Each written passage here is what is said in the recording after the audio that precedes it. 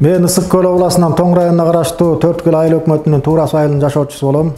Сунуш мени болуп калды да балдарга. Ошол телефондон карап отуруп эле келечек кооперативдин ушундайларын көрүп калдык. Ага чейин бир 30-40 киши үй алыптыр. Ошол мен как раз көрүп калганда биз деле үй алалы деп атканбыз шаарданчы. Анан кичине бул жеңилдик болуп калды да.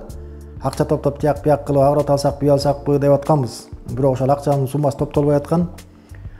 Анан ойлонуп отуруп ушу келечек кооперативинин шарттары бизге аябай жакшы туура келип калды.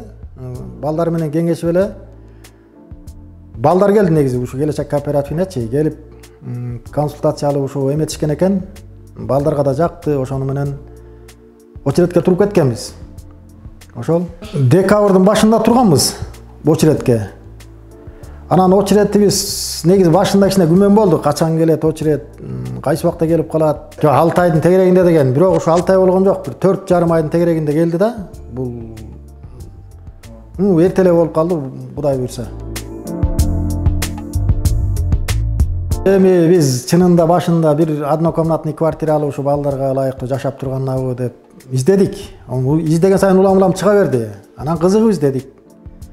Анан ушул достук айылынан туш келип калды, бизге да жакты, суммасында да туура келип калды. Анан ушул үйгө туш келип калдык да. Ушу жакты, балдарга жакты, бизге жакты дегендей. Башында ошо консультация алдык. Биринчи 4% төлөдүк. Андан ошол 25% төлөдүк. Оңой эле жеңилдик болуп атпайбы эле. Негизи 2,120,000 сомго жазылдык да буга. Анан эми мындан аркысы айына 15,000 сомдон төлөп турат экенбиз. 15,000 сомду ушу балдар квартирага чыкканда айына мындай эле квартирага төлөп атышпайбы? Бул өзүлөрүнө топтолгон акча болуп калып атат. Жеңилдик, жакшынакай жеңилдик болуп атат. Ушу мен көрүп аткан туугандарга да айта кетет элем, ушу кооперативге келип жазылса, үй алышса, оңой ушул өзүлөрүнүн келечегине, жашоосуна чоң эле жардам болгон атат да. Ушу келечек кооперативдин балдарына да кайрылат элем дем, ушу кылып аткан ишиңер ийгиликтүү болсун, ден соолугу болсун, Кудай күч кубат берсин ушу балдарга. Ишиңер илгерилей берсин, ушинтип элдин керегине жарай берсин. Ошол эми айтарым, ушу жалпы эле ушу коллективине, ушу коллективдин жетекчисине ушу ыраазычылык билдирет элем да.